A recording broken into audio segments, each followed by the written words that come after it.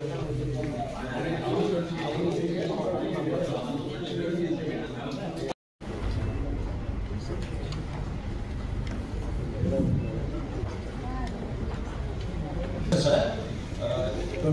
సంబంధించి ABCDE అంటే authority నుంచి వస్తేనే మేము డీనోటిఫై చేస్తాం సార్. ఓన్లీ లిస్ట్స్ మెయింటైన్ చేస్తాం సార్. ఈ రిప్రజెంటేషన్స్ ఎక్కువగా వస్తున్నాయి ఇప్పుడు మీ దృష్టికి వచ్చినాయి. పొరపాటున గవర్నమెంట్ ల్యాండ్ కింద నోటిఫై అవుతే అవి డీనోటిఫై చేస్తుంటాం సార్. కలెక్టర్ గారి నుంచి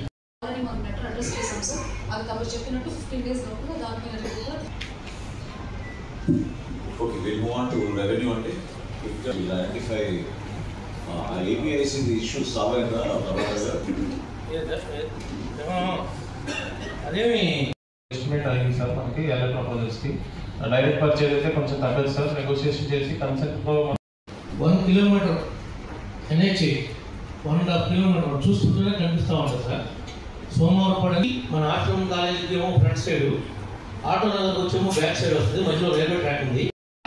వీళ్ళు దాని మీద సరైన స్థాయిలో ఈరోజు కొబ్బరి మొక్కలు లేక మరి రైతులు సార్ రిమైనింగ్ అమౌంట్ మనం తీసుకున్నాక డెవలప్ చేసి ఇవ్వగలిగితే మొత్తం ఏలూరులో ఉన్నటువంటి ఇవన్నీ కూడా అక్కడ షిఫ్ట్ చేయడం కానీ ఎంత విస్తీర్ణం ఉంటుందండి? కనీసం మనకి ఒక 150 నుంచి 200 ఎకరాలు దొరుకుతుంది. ఆర్డీఓ గారిని కూడా తీసుకెళ్ళి ఒకరోజు ఒకసారి చూపించి మీటింగ్ కూడా పబ్లిక్లో మీటింగ్ పెట్టించారు.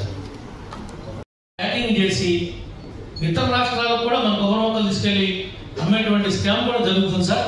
ఈ మధ్యన కలెక్టర్ గారి నోటీసులో కూడా పెట్టాను నేను మేడం గారికి, డీడీ గారికి కూడా చెప్పాను.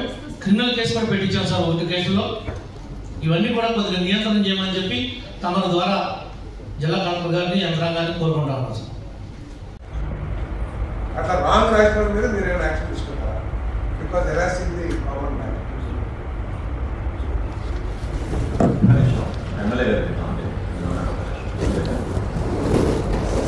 అందరికీ నమస్కారం అండి సార్. ఇప్పుడు కలెక్టర్ గారు ఏదైతే చెప్పారో అది నేను 9 నెలల క్రితం నుంచి చెప్పాను సార్. రామకృష్ణాపురం ఒకటి, ఏదైతే హనుమాన్ నగర్ ఒకటి, ఇంకోటి కూడా అంటే ఇంకా వీళ్ళ దగ్గరికి రాలేదు, కింద MRO గారి లెవెల్లో ఉంది, సత్రంపాడు ఒకటి, 2 పంచాయతీలు చేసి ఒకటి కార్పొరేషన్ చేసింది సార్. ఈ జీవో కాపీలు లేవని అంటే అన్నింటికి కూడా ఒక్కోసారి ఒక్కో స్పెషల్ జీవో ఇచ్చారు. ఈ జీవో కాపీలు మేము అంతకుముందే వాళ్ళందరూ కూడా లోగడ సంవత్సరం క్రితమే ఎంక్వైరీ చేసుకున్నారు. ఏ ఆఫీసుల్లో కూడా లేవు. మళ్ళీ సేమ్ వీళ్ళు పంపించారు, అదే లేదు. అంటే ఇప్పుడు జీవో కాపీ దొరకకపోతే వీళ్ళు ఏం చేయాలనేది దీనికి కూడా ఒక రెమెడీ ఉండాలి కదా అనేది సార్. జీవో కాపీ దొరకదు, ఎట్టి పరిస్థితులు లేదు. దీనికి రెమెడీ ఏంటి? మీరందాక మంత్రివారు అన్నారు 2019 తర్వాత ఎప్పుడైతే పెట్టారో అసలు ఏ బేసిస్ మీద ఈ 22Aలో పెట్టారు? దానికి ఆ సమాధానం చెప్పాను తీయాలి. ఇప్పుడు రిజిస్టర్ ఆఫీస్లో ఉంది, ఆల్రెడీ కార్పొరేషన్లో చైర్మన్ చేశారు, పంచాయతీలో ఇచ్చేశారు. వాళ్ళ దగ్గర ఒక నోటీస్ ఉంది, ఇంత డబ్బులు కట్టమని చెప్పి నోటీస్ ఉంది. మరి ఆ నోటీస్ ఎవిడెన్స్గా మనం 22Aలోంచి ఎత్తేయచ్చు. ఒక కార్పొరేషన్ మనకు డబ్బులు కట్టమని నోటీస్ ఇచ్చిందని అంటే అది రిజిస్టర్ అయ్యింది అని అంటే ఆటోమేటిక్గా డబ్బులు కడితేనే కదా అది రిజిస్ట్రేషన్ అయ్యేది. మరి అది ఏదైతే కమిటీ ఉందో వాళ్ళ కమిటీలో అది మెన్షన్ చేసుకుని యాజ్ పర్ నోటీస్ అని చెప్పి జీవో కనిపించలేదని చెప్పి రాసుకోవచ్చు. 9 నెలల నుంచి ఒక అతను మంచం మీద పడుకుని ఉన్నాడు, అతను లెగిసే పరిస్థితి లేదు. ఇంటికెళ్ళి కూడా పలకరించా. నేను చనిపోయే లోపైనా 22A ఎత్తారని అడిగేది. అంటే నేనేది 9 నెలలు అయింది, దానికి ఒక కాజ్ ఉంది, నోటీస్ ఉంది, దానికి ఎవిడెన్స్ ఉంది, మనం చేయొచ్చు. అసలు గవర్నమెంట్ చేసిందే మనం ఎత్తకపోతే 22Aలో నుంచి అసలు కామన్ మ్యాన్ ఏ విధంగా ఎత్తాం సార్? గవర్నమెంట్ చేసినా ఎత్తట్లేదు. ఇక మామూలుగా నా ల్యాండ్ ఏదైనా 22Aలో పెడితే అది జీవితకాలం అవుతుంది. ఈ 22Aకి అనేది పర్మనెంట్ సొల్యూషన్ ఏదైతే గవర్నమెంట్ చేసిందో దానికి ఏదైతే దాని పరిష్కారం చూపాలని కోరుకుంటున్నాను. Thank you sir. ఇప్పుడు ఆశ్రమం అదైతే క్యాన్సర్ హాస్పిటల్ దగ్గర రోడ్డు అంటే స్టేట్ వైడ్గా వైరల్ స్మార్ట్ వీడియోలు అదే చేశారు. ఇప్పుడు ఆ కాంట్రాక్టర్కి 20 కోట్ల బిల్లు పడిపోయింది. ఇప్పుడు ఎస్సీ గారు కానీ వాళ్ళు ఇంటి నుంచి స్టార్ట్ చేస్తే ప్రభాకర్ గారు కూడా ఏమన్నారు, ముందు ఈ రోడ్డు అనేది బాగా పాడైపోయింది, ఇటు నుంచి సిమెంట్ రోడ్డు, మరి ఎస్సీ గారు ముందు ఆ కాంట్రాక్టర్తో ఇటు నుంచి చేయించమనేది కొంచెం చర్య తీసుకుంటే బాగుంటుంది సార్. ఆల్రెడీ దానికి కింద బేస్ లేయర్ ఆల్రెడీ GST మొదలు పెట్టారు సార్. అదే ఈ సాటర్డే కాంక్రీటింగ్ మొదలు పెడతామన్నారు సార్. ఓకే, సో మీతో కూడా మాట్లాడేసి ఒకసారి కొబ్బరికాయ కొట్టించి మొదలు పెడతామన్నారు. కొబ్బరికాయ కొట్టించినా కొట్టకపోయినా పర్లేదు, ముందు చేస్తే మేము తర్వాత కొబ్బరికాయ కొడతాం అయిపోయిన తర్వాత డెఫినెట్గా. ఓకే చెప్తాను. స్థానికంగా చాలా చోట్ల మనకి ఇబ్బంది అవుతుందండి. ఇప్పుడు పాత బస్ స్టాండ్ దగ్గర నుంచి రైల్వే స్టేషన్ వరకు రోడ్డు శాంక్షన్ అయింది. అది సార్ శాంక్షన్ అయితే టెండర్ ప్రాసెస్లో ఉంది. అయిపోతున్నానే ఆటో చేసేసి పైన లేయర్ ఒకటి మెయింటెనెన్స్ శాంక్షన్ అయింది, కొత్త రోడ్డు కాదు. అదేలేండి, ఒక లేయర్ వేస్తే బాగానే ఉంటుంది, పర్వాలేదు చెప్పండి.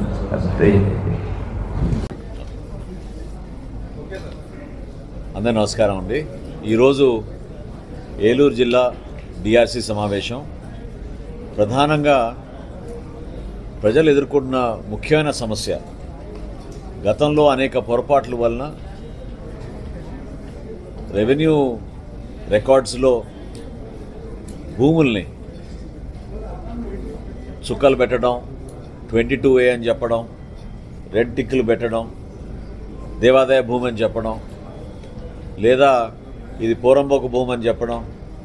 అదే కాకుండా ఎక్కడైతే చిన్న చిన్న ట్యాంక్స్ ఉన్నాయో వాటిని కూడా వీళ్ళు పరిధిలో తీసుకుని సర్వే నంబర్లో తేడా చేసి ప్రజలకు అనేక సందర్భాల్లో ఇబ్బందులు పెడుతున్నారు అనేది గౌరవ ముఖ్యమంత్రి గారు పదే పదే కేబినెట్ సమావేశాల్లో దీనిపైన దృష్టి సారించి దాదాపు సంవత్సరం నుంచి ఒక ప్రయత్నం చేశారు. చివరికి ప్రతి జిల్లాలో కూడా జిల్లా ఇన్ఛార్జ్ మంత్రి ఆధ్వర్యంలో ఇమీడియట్గా దీన్ని టేకప్ చేయమని గౌరవ ముఖ్యమంత్రి గారు ఇచ్చిన సూచనల మేరకు ఈ రోజున సమావేశాల్లో ప్రధానమైన ఎజెండాగా జిల్లాలో 22A కేసెస్ ఎన్ని ఉన్నాయో వాటన్నింటినీ కూడా ఆడిట్ చేసి ఒక పారదర్శకంగా ఒక టైం బౌండ్ మేనర్లో ఇమీడియట్గా డిస్పోజ్ అయ్యే విధంగా ప్రజల నుంచి మేము అర్జీలు తీసుకునే విధంగా ఒక నిర్ణయం తీసుకున్నాం. సో డిసెంబర్ 16వ తారీఖున ఏలూరు జిల్లాలో జిల్లా హెడ్ క్వార్టర్లో మన కలెక్టర్ గారి ఆఫీస్లో ఆ రోజు ఒక మెగా క్యాంప్ ఏర్పాటు చేసి జిల్లా వ్యాప్తంగా ఉన్న 3 రెవెన్యూ డివిజన్స్ నుంచి ప్రజల దగ్గర నుంచి వచ్చిన అర్జీల్ని ఈ 22A సమస్యలు ఉన్న భూములపైన ఇమ్మీడియట్గా 30 రోజుల్లో పరిష్కారం చేసే విధంగా జిల్లా కలెక్టర్ గారికి మేము ఈరోజు అటువంటి ఆదేశాలు ఇవ్వడం జరిగింది. దీనికోసం ప్రత్యేకంగా రిజిస్ట్రేషన్ విభాగం, రెవెన్యూ డిపార్ట్మెంట్, అదేవిధంగా క్షేత్రస్థాయిలో అధికారులందరూ కూడా పూర్తి సమగ్రమైన సమాచారం తెప్పించుకుని వీలైతే అదే రోజు పరిష్కారం చేసే విధంగా, లేదా 30 రోజులే మేము కాల వ్యవధి పెట్టుకుని ఆ 30 రోజులు ఎట్టి పరిస్థితుల్లో పూర్తి చేయడానికి కోసం జిల్లా యంత్రాంగం అంతా కూడా సిద్ధమయ్యారు. ఇది ఖచ్చితంగా ప్రజలకు న్యాయం చేసే విధంగా ఒక ముందడుగు వేసామని మేము భావిస్తున్నాం. చాలామంది నలిగిపోతున్నారు. కొంతమంది దశాబ్దాల కాలం నుంచి తిరిగి అర్జీలు పెట్టుకుని పాపం భూములు కూడా అమ్మలేని పరిస్థితులు, అసైన్డ్ భూములను కూడా చాలా సందర్భాల్లో ఇబ్బందులు పెట్టారు. వీటన్నిటిని అధిగమించడానికి ఈరోజు నిర్ణయం తీసుకోవడం జరిగింది. వీటితో పాటు హౌసింగ్ పైన కొంచెం లోతుగా సమీక్షించాం.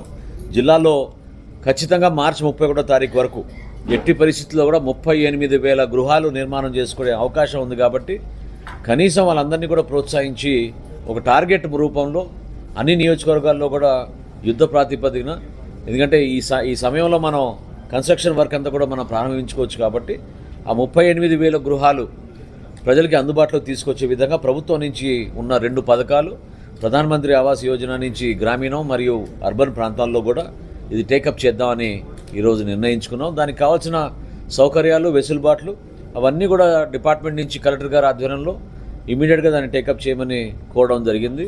అదేవిధంగా ఇళ్ల పట్టాల విషయంలో కూడా ఎక్కడైతే మాకు అవైలబుల్ ప్రభుత్వ భూములు ఉన్నాయో వాటి వరకు ఇమీడియట్గా జనవరి 15 కల్లా, అంటే సంక్రాంతి కల్లా ఆ కార్యక్రమం కూడా పూర్తి చేయాలని మనం నిర్ణయం తీసుకున్నాం. దాదాపు 2,600 లబ్ధిదారులు ఇప్పటివరకు గుర్తించారు.